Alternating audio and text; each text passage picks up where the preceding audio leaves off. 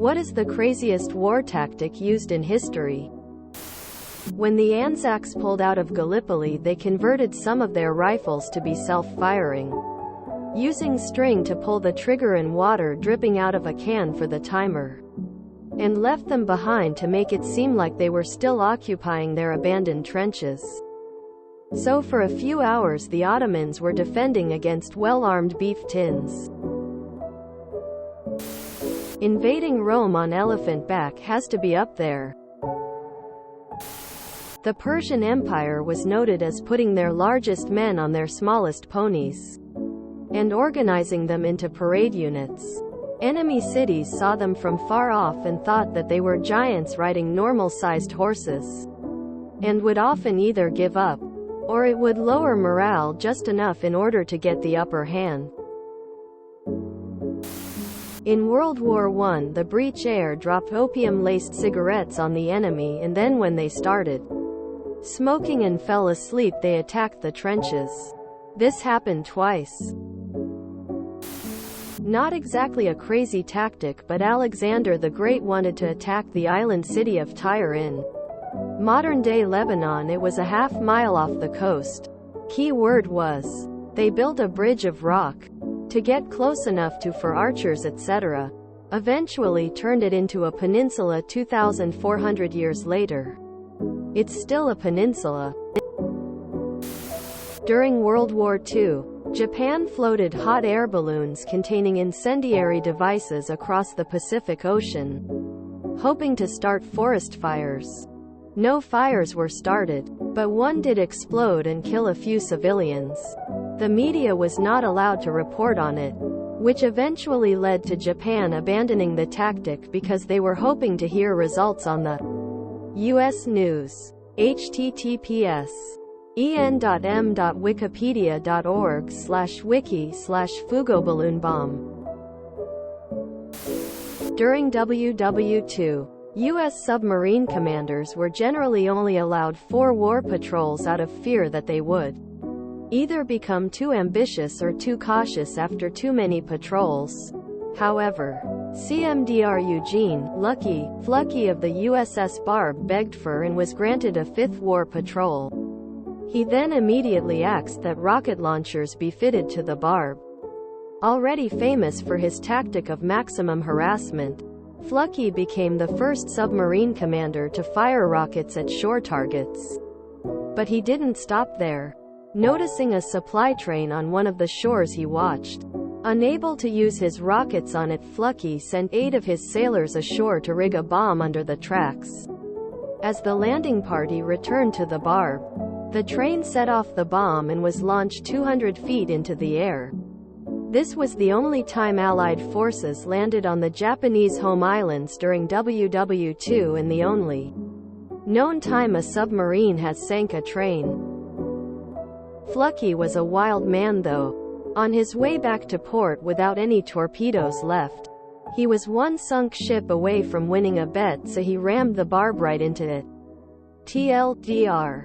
A wild man in command of a submarine blew up a train during WWII. Probably not the craziest, but pretty creative. Even the USS Texas was assigned to the D-Day invasion. They find the cannons didn't have the reach to keep supporting the troops, so the captain ordered one of the torpedo blisters filled with water. This caused the ship to lean to one side, which increased the arch of fire of its older guns. Biological warfare. The earliest documented incident of the intention to use biological weapons is recorded in Hittite texts of 1500 to 1200 BCE, in which victims of tularemia were driven into enemy lands, causing an epidemic. The Assyrians poisoned enemy wells with the fungus ergot, though with unknown results. Scythian archers dipped their arrows and Roman soldiers their swords into excrements and cadavers. Victims were commonly infected by tetanus as a result. In 1346, the bodies of Mongol warriors of the Golden Horde who had died of plague were thrown over the walls of the besieged Crimean city of Kaffa. Canadians made spam a war crime. In WWII, Allies would throw spam to nearby German trenches. They would share it, ask for more, and more Germans would gather. Then we threw grenades. Technically, it's the "is it food or a bomb" tactic that's now frowned upon. Releasing hundreds of cats onto the battlefield to distract the Egyptian army. #Olga and the Drevlians. TL. Doctor, a neighboring tribe killed her husband. She genocided them. I'll summarize as best I can. This should be a movie. Olga was married to Prince Igor I of Kiev. Igor was in the guardianship of Oleg, who led a tribal federation became known as Kievan Rus, a territory covering what are now parts of Russia, Ukraine, and Belarus. The Drevlians were a neighboring tribe that participated in military campaigns with Kievan Rus and paid tribute to Igor's predecessors. They stopped paying tribute upon Oleg's death and instead gave money to a local warlord. In 945, Igor set out to the Drevlian capital to force the tribe to pay tribute. Confronted by Igor's larger army, the Drevlians backed down and paid him. But midway back, Igor decided they didn't pay enough and took a small party back to get more money.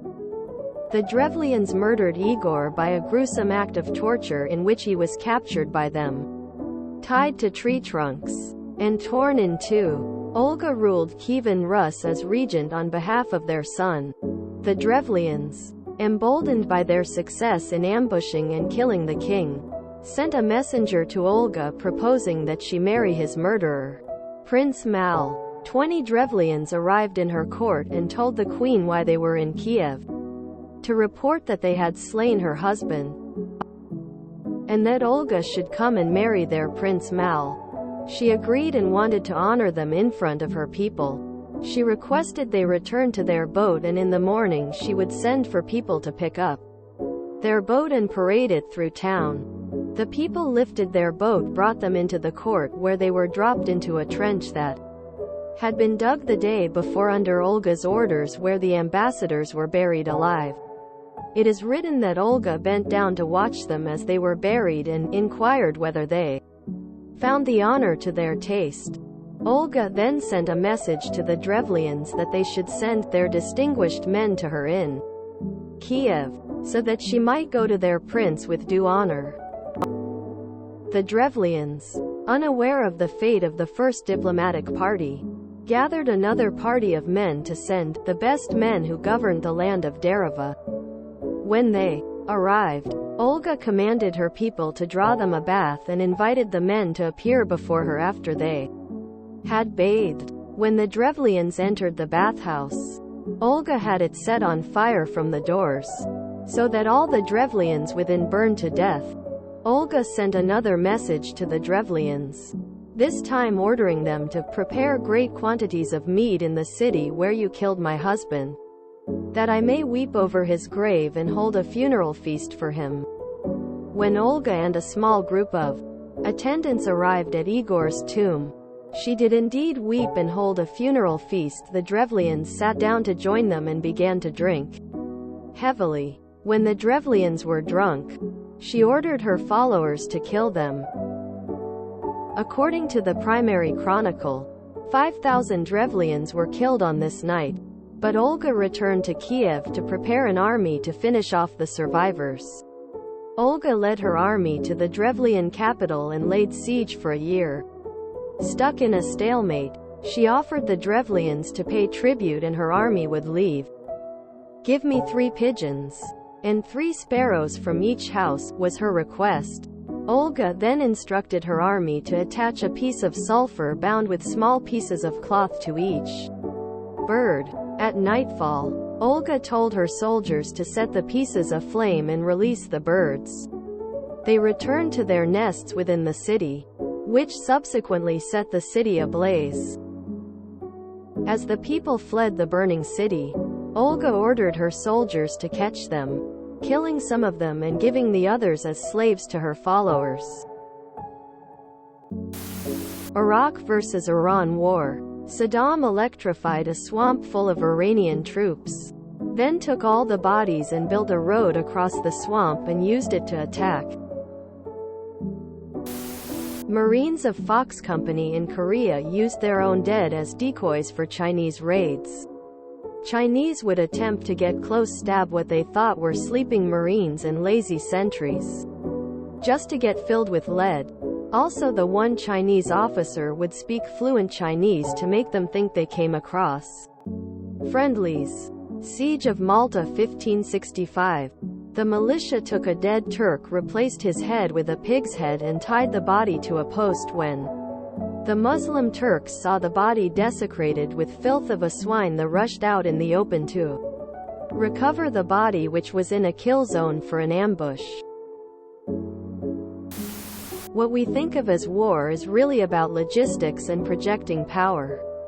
Getting people and goods to where they need to be is the most important aspect of a war. Everything else is just a series of inconsequential battles if you cannot project power and sustain momentum. To that end, getting food to the troops is paramount. An army marches on its stomach. To that end, one of the craziest tactics was done by Catherine the Great of Russia against the Ottomans. To feed the army, Catherine would issue bills of exchange to Ottoman peasants to pay for grain. The assignat. This was a future promise to pay the bills. The Ottomans had a fixed price for grain, which was the price ceiling that nobody was allowed to sell above. This was paid in gold, which would have been too heavy to carry around and likely would have been stolen by Russian generals. When her army invaded, it was fed by paying above market rates of the Ottomans' own grain using these assignats. This also deprived the Ottoman troops of bread, and thousands of troops deserted or revolted. What backed these assignats if they were not backed by gold? They were backed by the promise of conquered land, that the Ottoman peasants were working for the Sultan. Catherine bought Ottoman bread by paying above market rates, backed by the land she intended to conquer. To put it in context, you show up with a gun to rob a bank and bribe the security guard with the money you are intending to steal. In North Africa, the British put fake maps in a jeep. It was driven by an English officer who had been giving secrets to his belly-dancing Egyptian lover, who passed them on to the Egyptian Brotherhood, who in turn passed them on to the Nazis. The British found him out and decided to kill two birds with one stone. They put the maps in the glove compartment and instructed him to drive a certain direction. A bomb planted in the jeep by the British killed him and drew the Germans' attention. They found the maps, which indicated smooth driving at a certain narrow pass, which was actually sandy. The German tanks got stuck and were decimated by the British artillery hidden nearby. The book, Bodyguard of Lies, is one of the most fascinating war books I've ever read. The British in WWII were amazing at deception. I think it was ancient Cambodia who had the practice of dragging criminals to battle, and were instructed to cut off their own heads to demoralize the enemy. Otherwise their families would be killed. U.S. recruiting Navajo radiomen so that their radio signals would be hard to decode. They were instrumental in maintaining uninterrupted communications in Iwo Jima and Okinawa. Kamikaze pilots has to be up there. Persian general was stuck besieging a city whose walls were impenetrable. So, unbeknownst to him, one of his high commanders cuts off his own nose and one of his ears. He then goes before the general, who is a bit disturbed, asking why his commander would do this. The commander says that it is part of his plan, and he knew that the general wouldn't be on board with it if he asked first. The commander then informs the general that he will go before the king of the enemy city and claim that the general did this to him, and that he would like to betray said general for this mutilation. The commander then told the general to send his weakest men to a specific place so that the commander. Leading the enemy forces could win a major victory, solidifying his place with the enemy city. The commander would then take over watch of one of the gates and simply let in the general's army, save for a few hiccups. It worked and the city was destroyed. Source: The Histories by Herodotus. If you enjoyed this video, please check out our playlists full of similar content. Epic Heracast is like doom scrolling for your ears. Please like, share, and subscribe.